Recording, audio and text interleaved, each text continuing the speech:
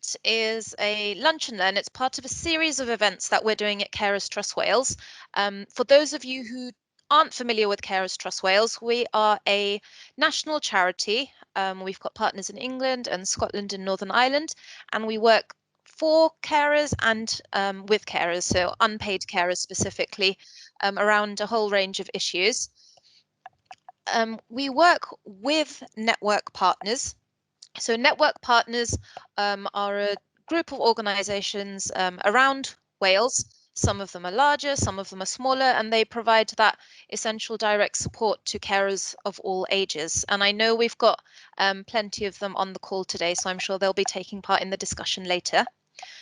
Today, the topic that we wanted to discuss and talk about is respite.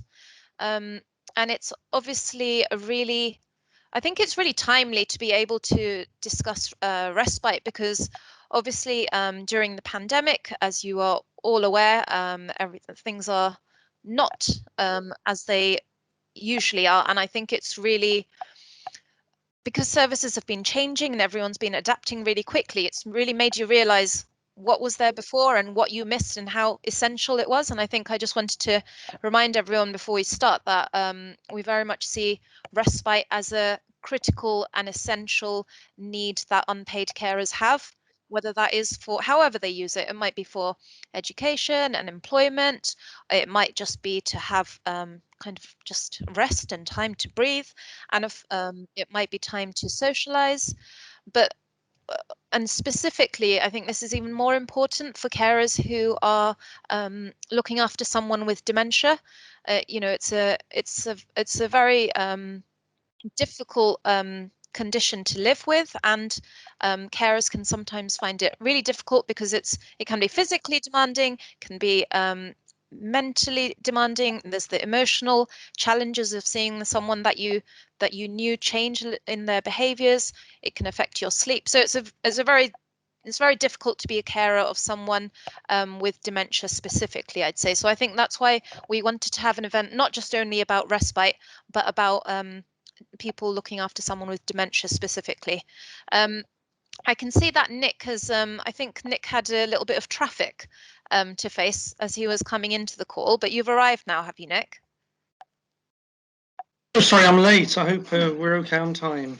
Yeah, we're fine, Nick. I was just introducing the session a bit. I was welcoming everyone on board into the call, letting them know to use the chat function. And I'll be handing over to you. For those of you who haven't had the pleasure of working with Nick, he's an incredible person, very knowledgeable and experienced. He's been working in social care for a number of years. He's currently based at Swansea University, and he coordinates the DEEP network, which is developing evidence-enriched practice. Is that right? Excellent. Good. I don't even have any notes, Nick. So for today, what we're going to be doing is Nick is going to be presenting some research and sharing his experience until 1:30. And then I will be rudely cutting him off so that we have got a good half an hour to make the most of everyone on the call to share their experiences and insights.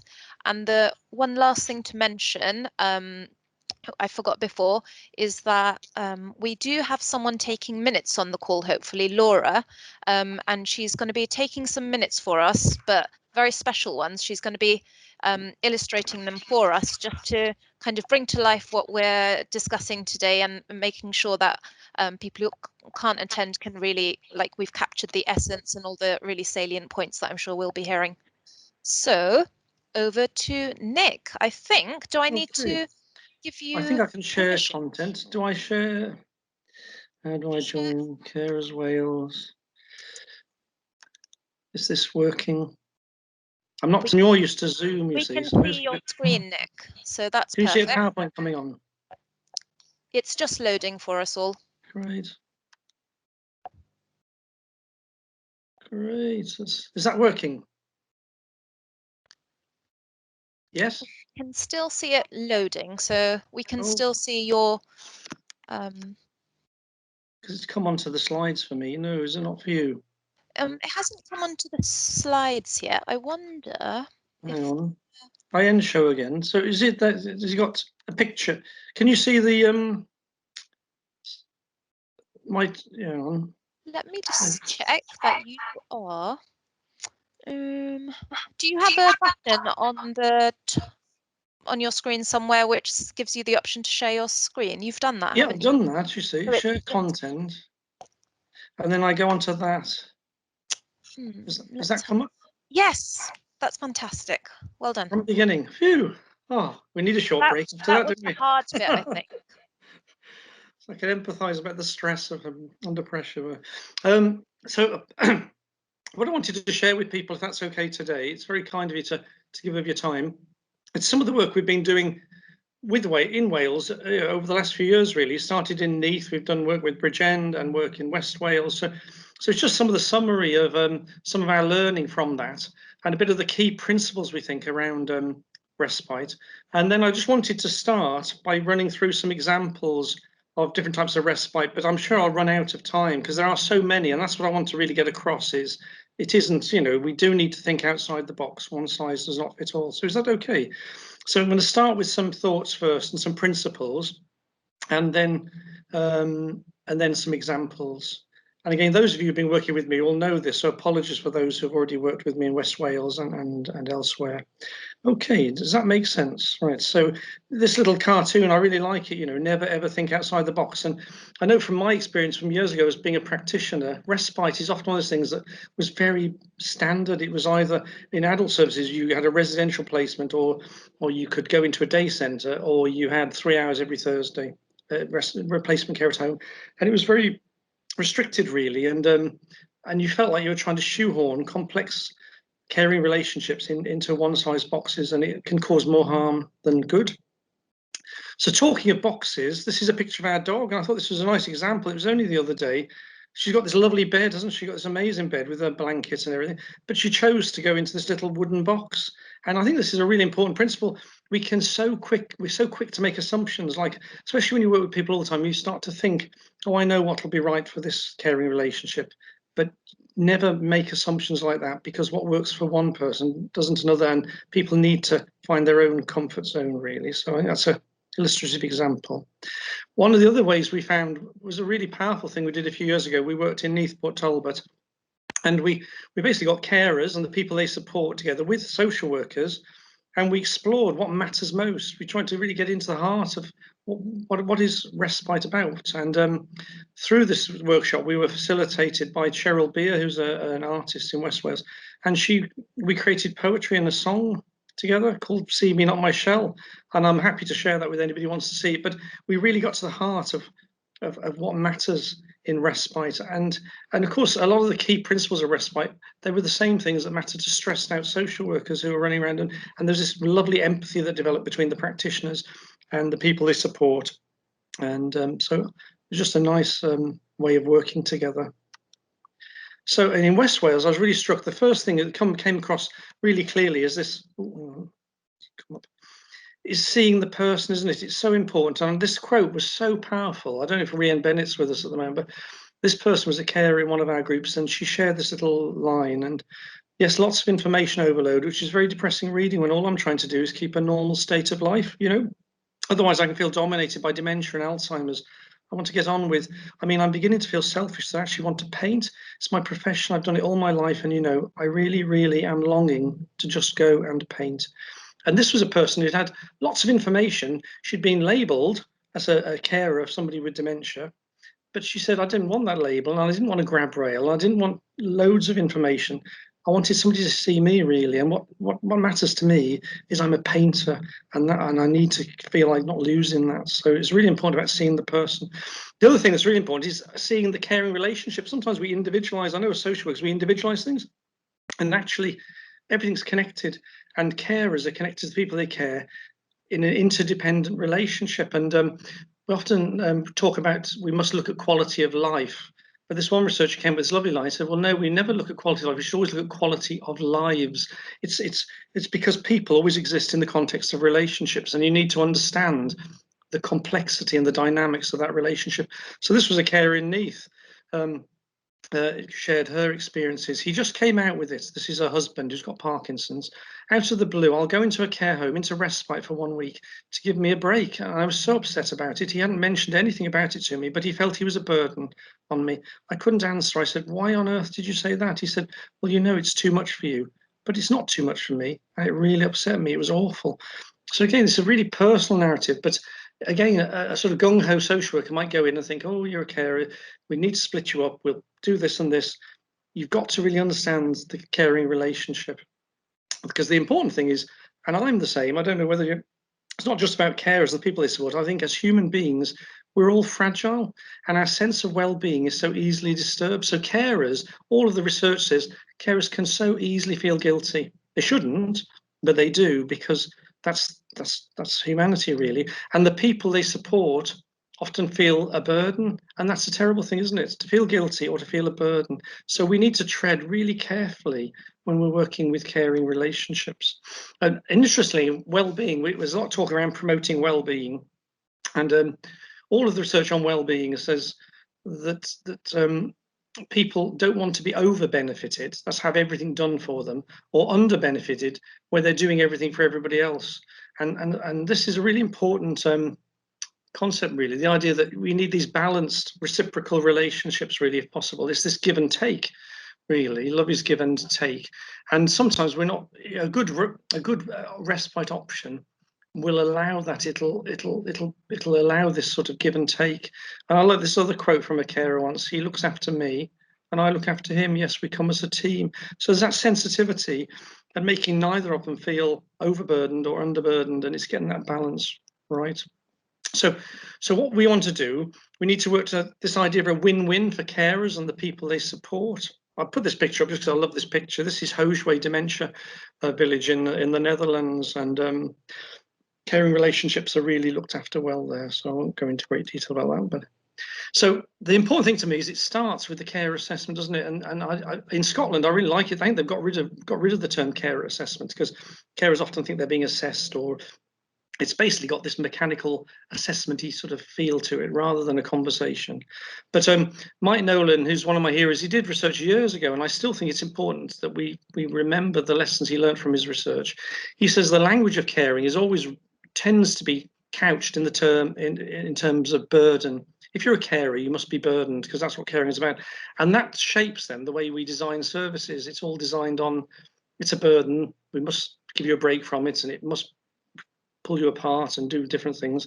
So what Mike said is, when he did his research with carers, he said a lot of carers came up with different difficulties, and they were quite common difficulties.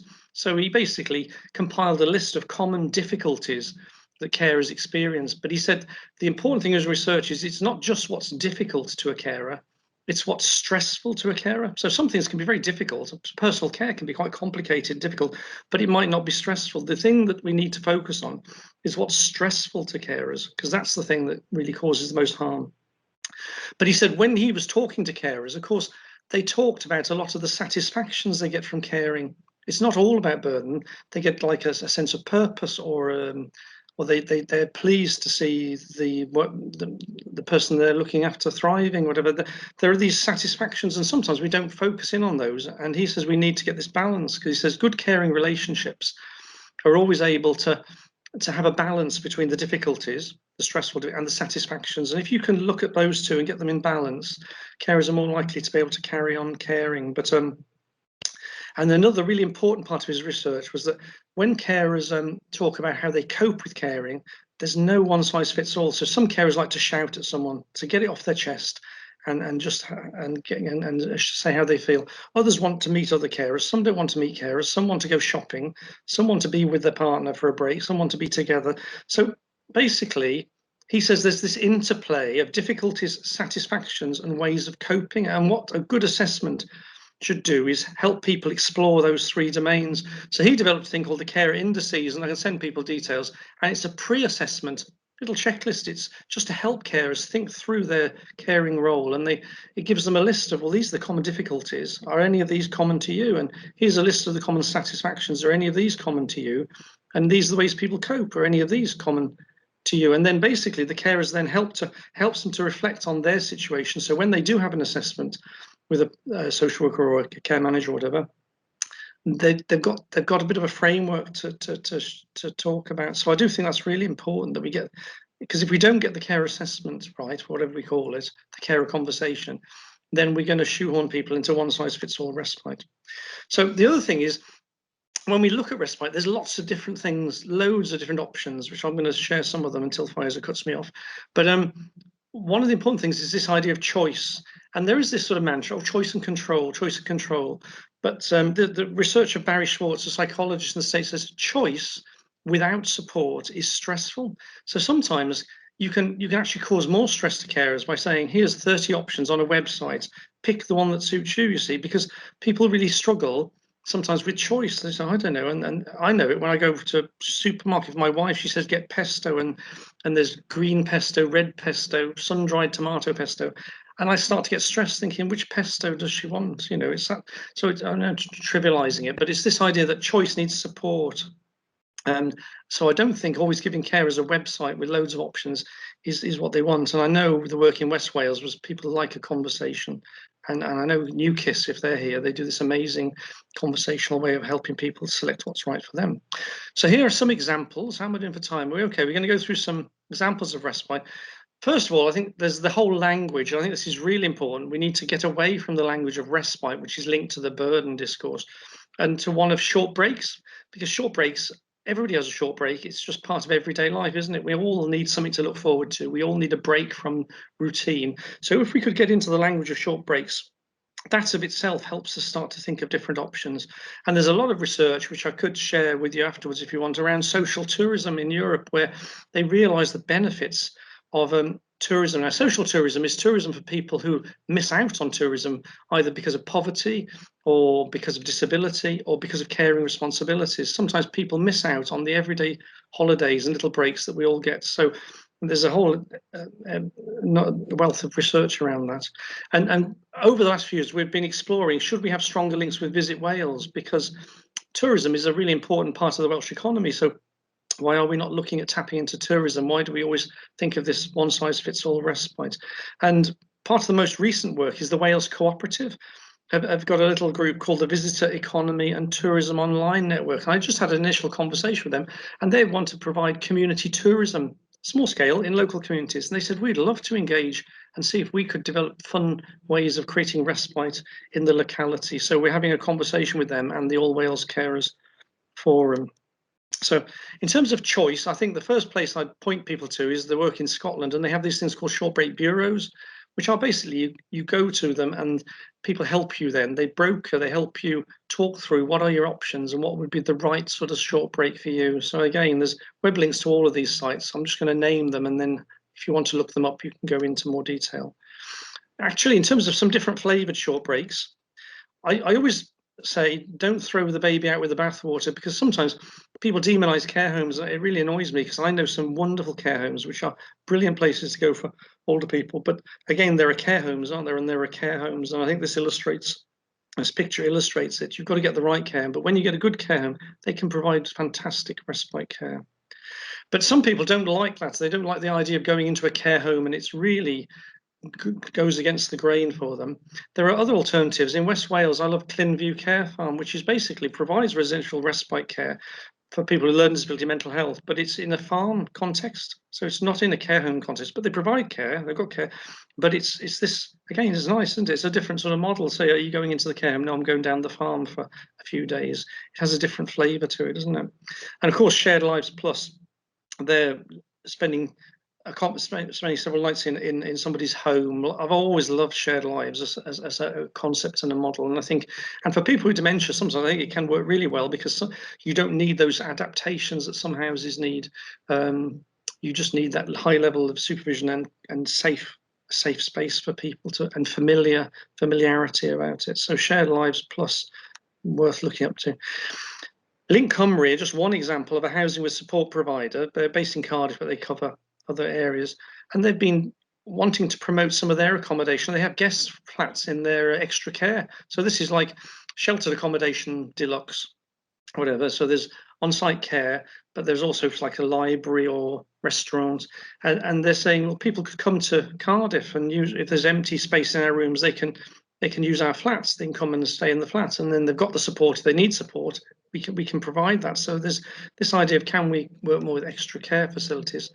And I don't know if Claire Sullivan's here now, but she's a genius, and her team. The Bridging the Gap. This is flexible respite at home, because I've always felt uncomfortable about, you've got 3 hours every Thursday, because that often doesn't fit with what matters to carers. Claire and her team, and with the commissioners in Flintshire to start with, have developed a much more flexible respite at home service, where you have a budget code for 6 months, and you can draw down respite as and when you want it. And the lovely team in Bridging the Gap, including somebody who used to be a hairdresser, who's just a natural on the phone, she helps people to decide what's the best solution for them at that particular time. And they've found it's a very cost-effective way of allocating resources.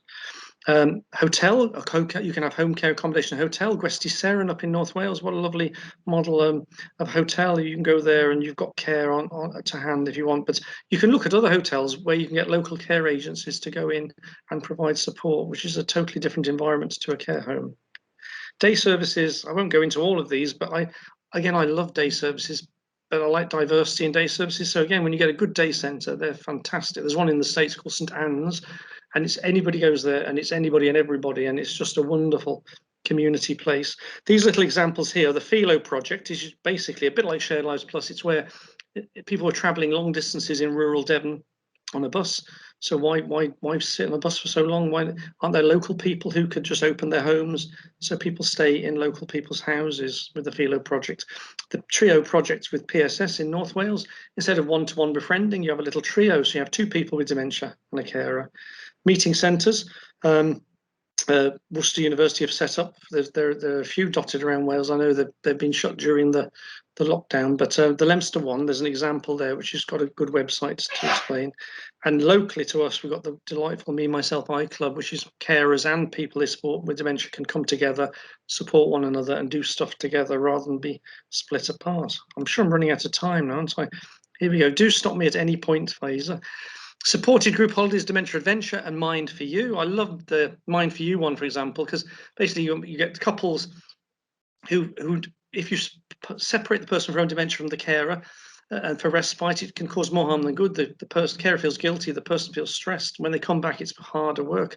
So Mind for You take couples, so 3 couples living with dementia, and they go away together on holiday, and they have a support worker with them, but they do normal stuff as a little group, like a little group holiday, but with some carer support.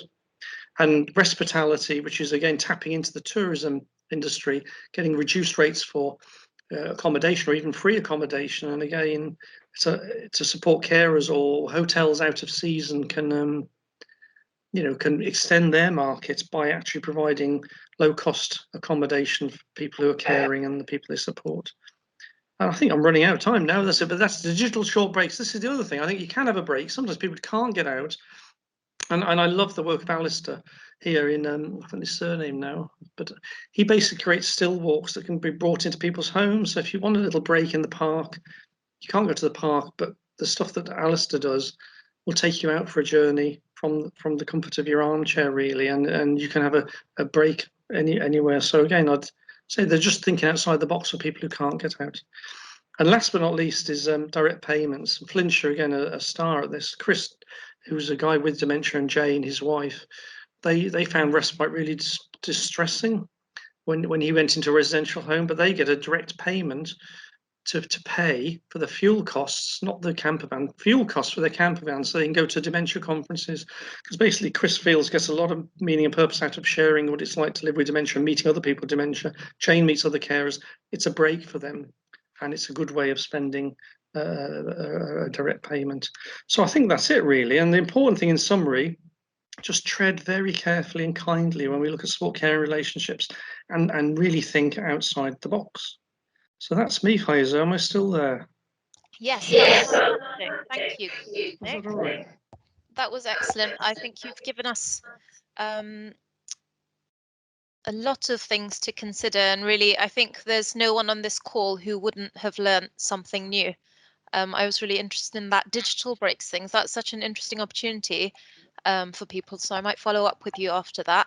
And I'm sure everybody on the call is kind of itching to get involved, and I can see the chat's been active already. This is where I switch into Simon Mayo mode, where I'm like picking on people. So we've got about half an hour. So I think when we open up the discussion, if everyone can share their experiences and thoughts, and just try and just to be aware of that we've got quite a few people to get to. So if you can try to keep it succinct, that would be really helpful. And I did want to, because respite is such a huge topic, I did want to kind of try and narrow the discussion somewhat a little bit. So either it would be really helpful if you could share your experiences about to agree or disagree with whether what Nick was saying is something that resonates with you in whatever capacity you work in terms of if you run a service. I know Newcastle around Credi, Carers Trust North Wales, Swansea Carer Centre. I know there's lots of you on the call. It would be really interesting to know from you what it is that makes your service, the short breaks that you provide to carers, what makes them successful, what you think makes them a success. Because in my role, I hear quite a few difficult and challenging stories about how difficult it is to access respite. So it'd be really interesting to hear about some of the kind of the positive success stories as well, just to keep us going in the middle of a pandemic. So yeah, does it, either you can raise your hand to let us know you want to speak, or just say what you want to say in the chat if you're a little bit shy. Did anyone want to kick us off? Terry.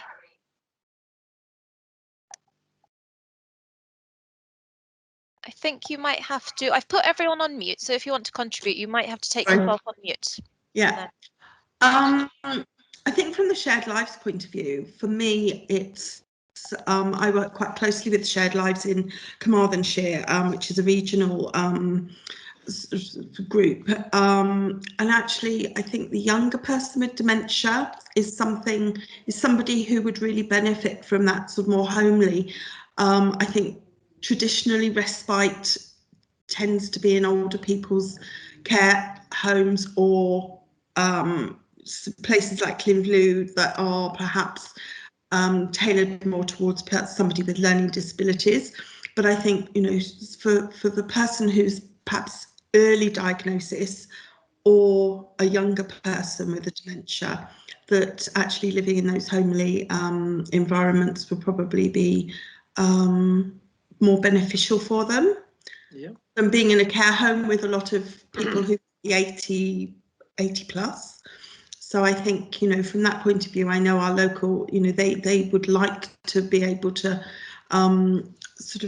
promote themselves as wanting more people with dementia coming through their services.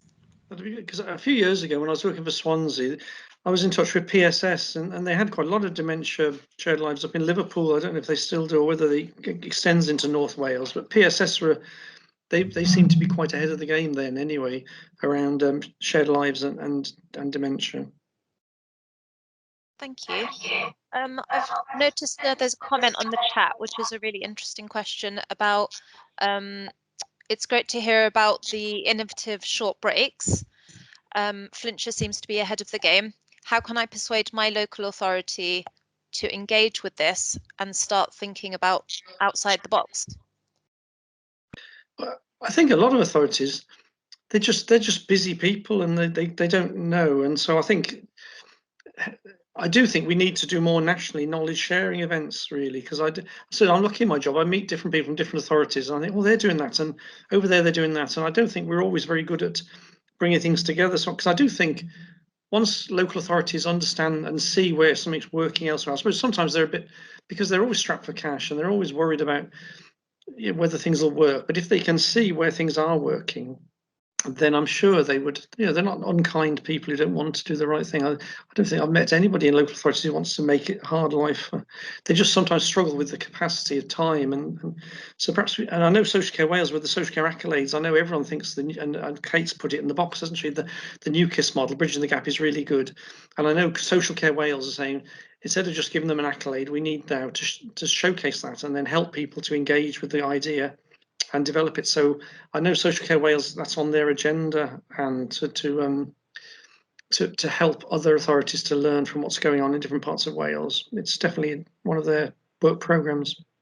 I really hope this type of event also can help facilitate that. Obviously, at Carers Trust, we've got a great range of expertise, but it's also about bringing together these types of events where we've got people from the health sector, social sector, voluntary sector, tourism sector is involved, but with the carer and the centre really.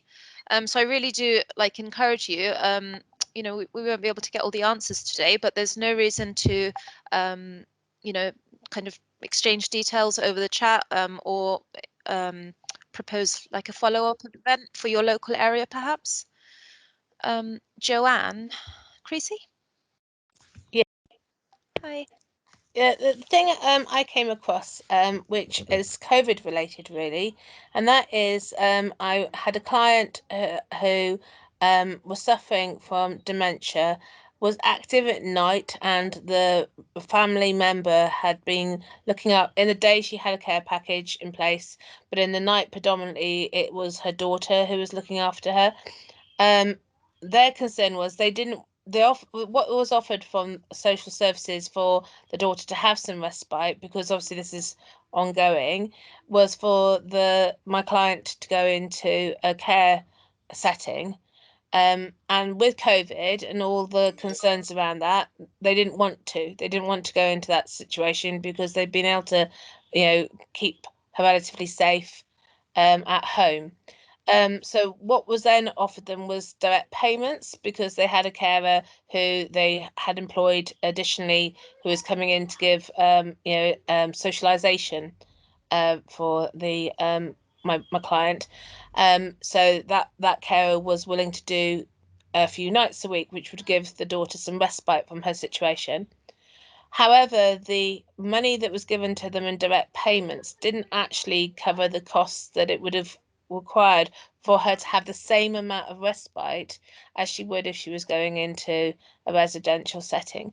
Is there any way around that, or is there additional funding that can be found to help in that scenario, or is there another way of accessing this sort of situation? Because with more and more people being concerned about COVID and going into a setting where there's a higher risk of catching it, are there any other COVID related funding or something that's been put in place that might help them?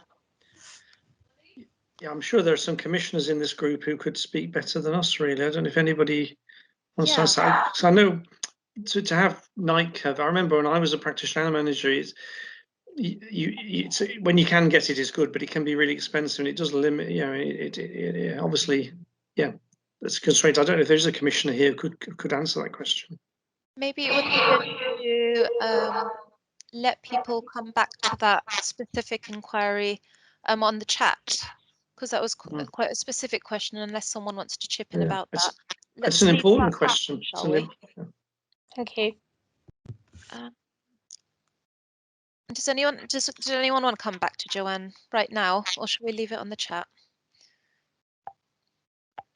Sometimes there's not actually an answer, is there? I think that's one of the things I'm realizing, that sometimes things aren't possible, and I guess for the carer, there's something about the process of having conversations and how you work together through that, and how you know what the options are, whether there is advocacy you can get to help support you, why things aren't possible, kind of knowing that the social worker and the professionals are empathizing and listening with you, so that it's not kind of a battle to get what you want, so you're on the same page working together. That's what I found from speaking to some carers anyway. So I think, I don't know if you agree, Nick, there's something about the process of working towards providing short breaks, not just the actual Respite itself. It's not just that's that conversation, isn't it? And it's that honest conversation, and really trying to squeeze out all of what you're finding out what really matters, and then really working collectively. I know again, Helen Sanderson up in her wellbeing team, she always says you really have to look at all of the circles of support and try and draw from them. So you look at what people's own resources are, you look at family, you look at community, you look at statutory, and it's in like a layered approach, isn't it? And so you get the maximum benefit from all of the circles of support, really. Yeah, hopefully Joe will come back. Someone will come back to Joe directly. So Luke, did you want to come in and introduce yourself? And yeah, no. All it was there was on the first question there was a point about Newkiss. So I've previously worked at Newkiss in Flintshire, and we were talking about the bridging the gap aspect. It was just that to say there was a question about how that rollout could be achieved and various things like that, wasn't there? So all it was to mention was that it has actually been rolled out into Wrexham and into Denbighshire. So the two neighbouring counties to Flintshire have actually taken on that programme of work with Bridging the Gap. So it is something that is sort of moving on, and there is that sort of opportunity. But then coming back to it, how do other sort of local, well, how do we expand that good working practice and good knowledge? It's maybe more of the links for the local authorities and the local health boards to make with their regional collaborative teams, and see if there's any possibilities there, because I've actually now just recently moved over to the regional collaborative team in North Wales on specifically to look at dementia based aspects, especially our North Wales dementia strategy as well. So there will be opportunities regionally linked with lots of different, and especially with the carer strategy as well as we move forward, where that information regarding respiratory short breaks will actually get disseminated down, and that will be something that they will obviously be tasked with looking at and actioning. So it could be an opportunity there to. That sounds great, because the RICS, they call them RICS, don't they? RIICHS, is that them? The RICS, Regional Improvement and Collaborative, yeah, because that's with Jason Linton, because they do. There is a network they meet, don't they? Each of the regions meet, and Jason Linton in Welsh Government coordinates that. So that's a good point. Perhaps we need to go to Jason and just get a slot on the at their network meeting. Yeah, no, definitely. Yeah, that would be good, Luke. If you pop your details in the chat, or if anyone wants to kind of take that forward with you in North Wales. Sorry, I'm struggling to find the chat, Fazer. Oh, I've got it on the top of my screen. It's next to where the people are with a number participants, isn't there? There's the show participants, and then it's conversation. It's called, doesn't say, it says conversational chat. I think. I'll share some. If you want to share some information with me, Luke, over email, then I can pop it in the follow-up email when I send around the YouTube link to everyone. That might be a better way. And the same for everyone else. If there's something that you want to let everyone know about, send it to me by email. You've all got my email, and then I can make sure things don't get lost. Can I comment on Anne's? Because Anne's put a nice thing here. Direct payments do seem very restrictive. This has come up because when we're doing some of the work, because it sounds like great direct payments, but they often come with strings attached, and I'm never quite sure why, but there often are strings attached. And that came up in the work at Bridgend. There were people who said, I have a direct payment amount for this, but then my circumstances have changed slightly and I wanted to spend the money on this. And they said, oh, you can't spend the money on that because the money's for that. And so I do think there's something around, why do we put strings attached to direct payments? Do we not trust people to make the best use of the money that they've got? So I do think that's really important. I think that in local authorities, there is it's ingrained into us, really. We do this and we don't do that. So I had a lovely example the other day from a home care company. I'll just give you an example, because this basically they're taking an outcome-focused approach to care at home, and basically I'll tell you a story because it's a really important one. Because this person, they were supposed to have some flexible time, and it was a person with MS. And she said, what would really help me the most is if somebody could do the ironing for my husband, if they could iron his shirts, because he's going out to work and I'm feeling really guilty. And he has to iron his own shirts. So the home care organisation went back to the commissioner, and the commissioner said, "Oh, we don't do ironing." And of course the care provider is saying, "But this is what you're telling us to do an outcomes focus. We want you to be outcomes, but you don't do the ironing." So anyway, this clever provider again thought it through, and then said, "Oh, she needs help exercising with this exercise machine bike." And we take it out, and she's got 20 minutes, and we put it away. So what we're going to do is we're going to do this exercise bike, and while she's doing her exercise, we'll iron her shirts. And of course, the commissioner said, "Oh, you can do that." So it just shows you the nonsense. But we are, and I know I've been in authority say we don't do that. And if you take an outcomes approach, and if you need to say we do anything really, as long as we can justify it. And just because we do one thing for Mrs. Smith doesn't mean we're going to do it for Mrs. Jones. I think there is something around that. Bespoke really means bespoke. And yeah, sorry, I'm a bit of a rant, but I've always think if you take an outcomes approach, anything, money can be spent on anything as long as you can justify it. Yeah. Did anyone want to come back on direct payment before I go to Mark, who's waiting with his hand up?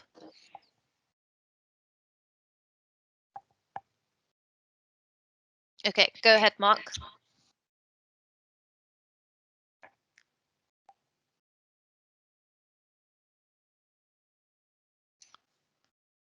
Okay, Claire, do you want to go ahead? I don't know where Mark's disappeared. Right. I don't know whether anyone else is having the same problem. I can't get the chat to work at the moment, so that's why I've got my hand up. But just to sort of come back, obviously bridging the gap's been talked about a lot, and the inflexibility of direct payments. And even though it's a shorter term sort of amount of respite, it is similar to a direct payment, but it does give a lot more flexibility.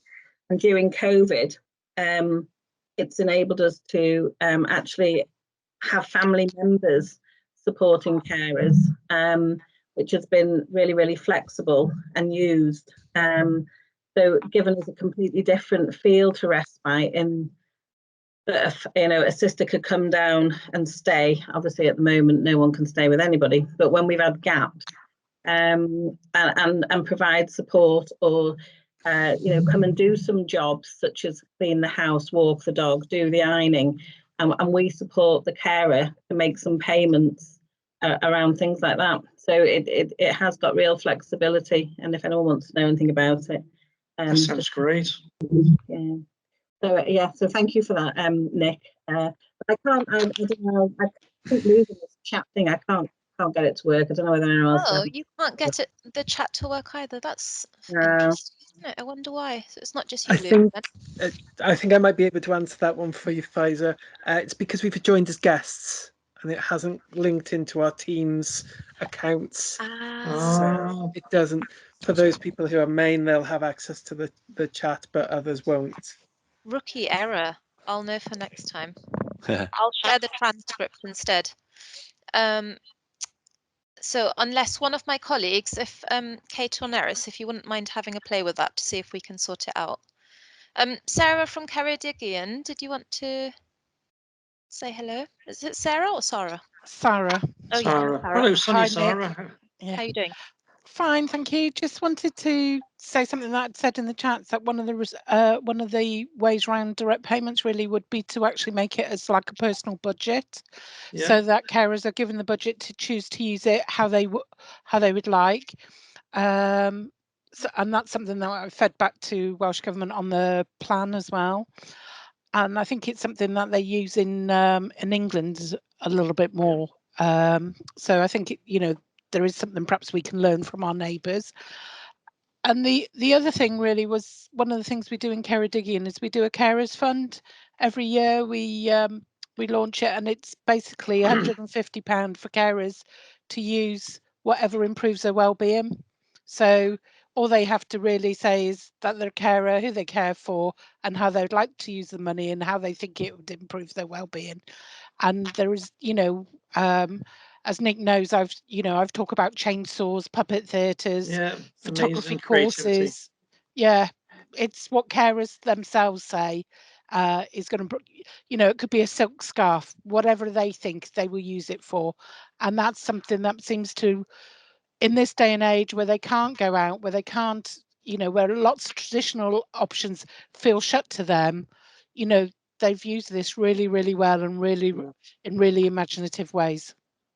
Yeah, I think across Wales, some of the carer centres, when they've had like the carers grant stuff, they've done some wonderfully innovative stuff, which again should, yeah, with the more formal assessments, should learn from. Yeah.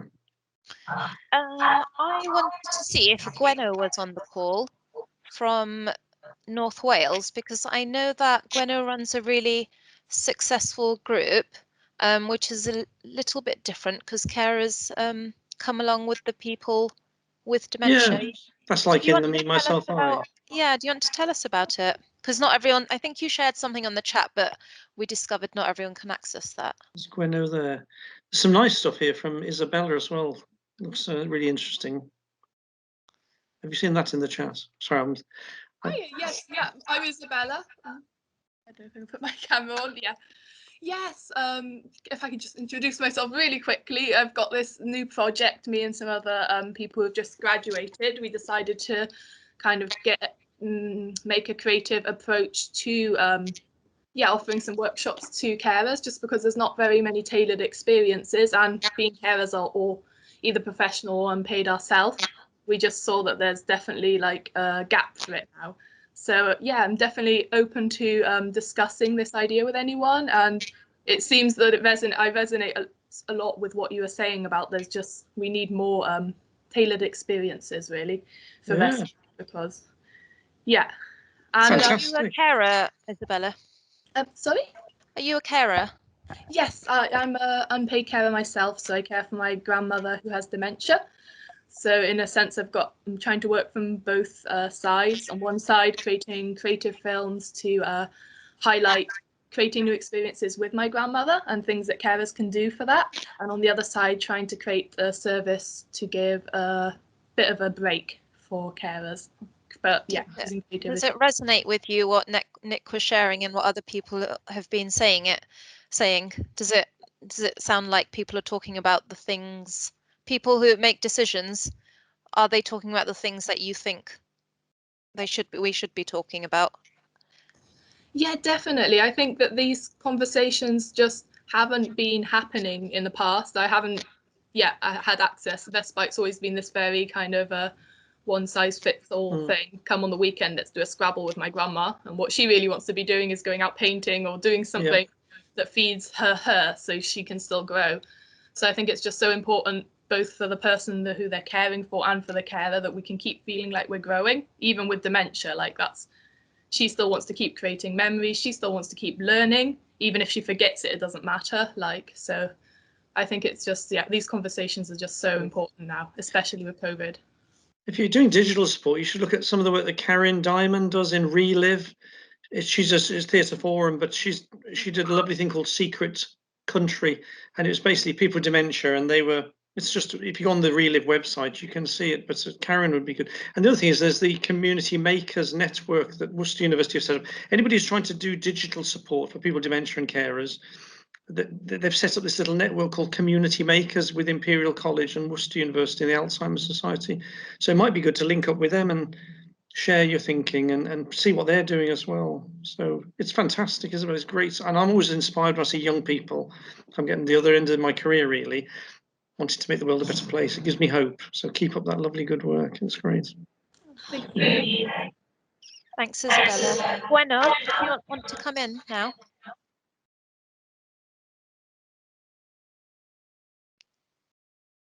Let me. So you're on mute, Gwenno. Sally's put something on. That's interesting. It's all around direct payments. Thank you, Sally, for sharing that. I know Gwenno had her hand up, so I'm like trying to help her. She's lost in the ether, is she? Okay, Gwenno, you try and take yourself off mute, and I'll just go to Heather. Hi, I've put some information in the chat, but I'm not sure that you can see it, and I'm not getting any further updates. It's just giving me a message saying the chat is muted. But I think it's really important that we share that message about the importance of a good assessment and identifying what people need. Yeah. And what's available, rather than just thinking, oh, okay, we'll use a care home. direct payments are quite difficult for people to use, and knowing what's available, again, I think, you know, I put the suggestion there about sharing it at the Alzheimer's conference in March, and Improvement Cymru have got one in February, I think it is. So, you know, there'd be good forums to share that information. Nick, it was brilliant. Thank you. Okay, yeah. Thank you, Heather. Yeah, it would be really helpful if you could just share those dates with me so I can circulate all the information. Yeah, and I'll send some bits and pieces from my presentation. I've got the Care Indices, which people could look at. I've got that as a Word document. Yeah. Okay. So it's coming up to 2 o'clock, so we're going to be coming to an end. And I guess I just want to finish off by thanking Nick, thanking of all of you for coming. I'll provide the transcript of the really interesting conversations that have been happening on the side, and just reiterate my thanks to Shaw Foundation for kind of enabling us to facilitate this conversation. And I think it's really valuable sometimes to have events where there isn't a set agenda of trying to get through a specific problem, but having the space to kind of explore and see where the conversation goes. I hope you've found it helpful. Nick's kindly allowed us to share his presentation as well, so I'll share the link to that afterwards. And so, Faiz, if anybody's, because obviously there is work going on across Wales. So again, if anyone is interested, wants to link up with the work, because we've been having conversations with Scotland and even with Wisconsin, because there's an American short breaks network, and you can sign up to their, you know, get this conversation going, getting people to think outside the box. So there's quite a lot going on. I think if people want to link up to that, you can go on the email list for Wisconsin University. It's called the Break Exchange or something, but I can send all the links. And Shared Care Scotland, I always say look at their website because they're great. And Don Williamson is a genius, a kind genius. He's very good. Great. Thank you, everyone. I'm going to stop the recording now. Nick, are you able to hang on for 5-10 minutes in case people have any extra questions? Yeah, okay. Definitely. I'm going to thank you, everyone, for coming.